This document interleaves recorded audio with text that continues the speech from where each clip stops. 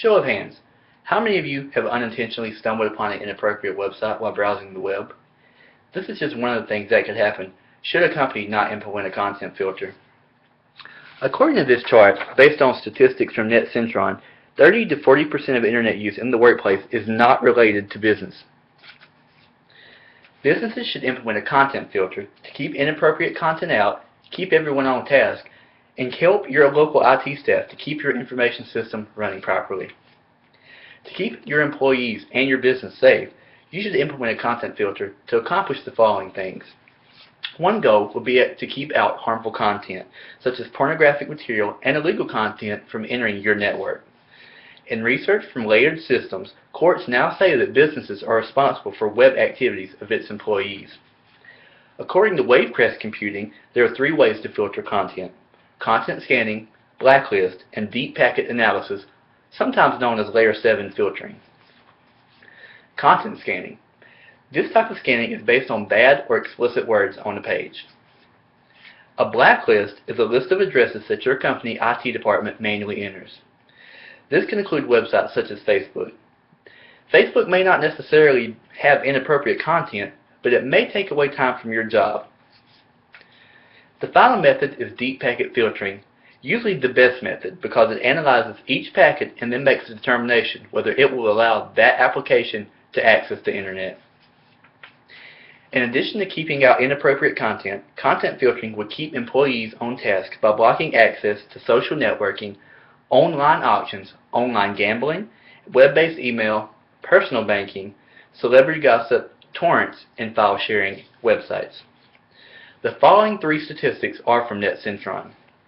The first is that more than 60% of all online purchases are made between 9 a.m. and 5 p.m., which are normal business hours.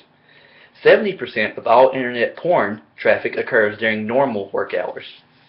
And finally, 37% of all workers say they constantly surf the web while at work. Webcam Computing says that 48% of companies say their employees are to blame for their worst security breaches. The following quote is a good example from NetCentron on how they put this into a pretty good perspective of losing money. In this example, 3 employees each earn about $20 per hour and work regular shift 8 to 5 Monday through Friday. Let's just assume with the content filter in place, we recover 15 minutes of unused time per day per employee, which is less than 1% of a 40-hour work week. It doesn't sound like much, but you just recovered $300 in labor costs, which is about $3,600 per year. Webcam Computing estimates that an average-sized company of about 500 employees loses about $3.25 million per year due to internet misuse inside their company. Implementing content filtering will save money now in wage costs, but also in the long run by protecting sensitive data and expensive equipment. Having a content filter will help protect from viruses passing through the network, such as malware, phishing, and many other online scams. FBI agents say that fraudulent people are gaining access to personal media accounts more and more often. They often use these hacked accounts to spread malicious software disguised as games sometimes.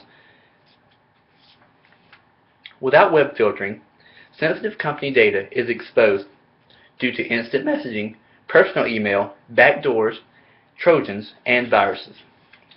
Network performance is highly affected due to recent outbreak of on-demand video such as YouTube, BBC iPlayer, Hulu, Netflix, which all of these use a considerable amount of bandwidth on your network. If a content filter is implemented, it will help to ensure that your bandwidth is reserved for official company use. If you would like to save money and protect your data, a content filter is a must for your business.